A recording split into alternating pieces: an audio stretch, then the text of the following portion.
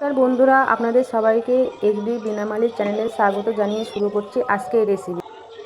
বন্ধুরা, অনেক সময় আমরা ঝিঙের খোলা ফেলে দিই, কিন্তু এই ফেলে দেওয়া ঝিঙে দিয়ে দারুণ একটা রেসিপি হয়ে যায়। এটা হলো ঝিঙে ভর্তা বা ঝিঙে বাটা। এই ঝিঙে বাটা করার জন্য ঝিঙেগুলো টুকরো টুকরো করে কেটে একটা পাত্রে জল দিয়ে সেদ্ধ করে নেব।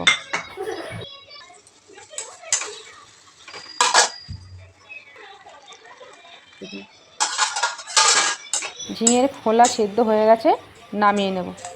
এবারে মিক্সারের বাটিতে ঢেলে নেব।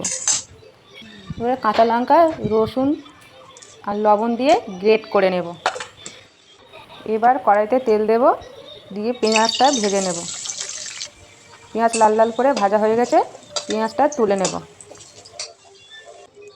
ওই তেলে কয়েকটা শুকনো লঙ্কা ভেজে তুলে নেব। ওই তেলে কালো জিরে ফোড়নে দেব। তারপর টমেটো কুচি দিয়ে লাল লাল করে ভেজে নেব। সামান্য হলুদ গুঁড়ো আর জিরে গুঁড়ো আর পেস্ট করে রাখা ঝিঙে খোলা বাটাটা দিয়ে অনেকক্ষণ ধরে নেড়ে চেড়ে নিতে হবে। ভেজে রাখা পেঁয়াজ আর লঙ্কা দিয়ে দেব, দিয়ে আবারও ভালো করে নেড়ে চেড়ে নিতে হবে যতক্ষণ না কড়া থেকে ছেড়ে যায়।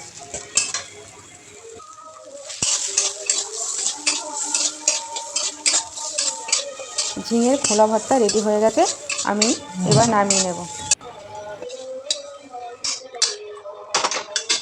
এর ওপরে একটা শুকনো লঙ্কা আর কাঁচা সর্ষের তেল ছড়িয়ে দেবো।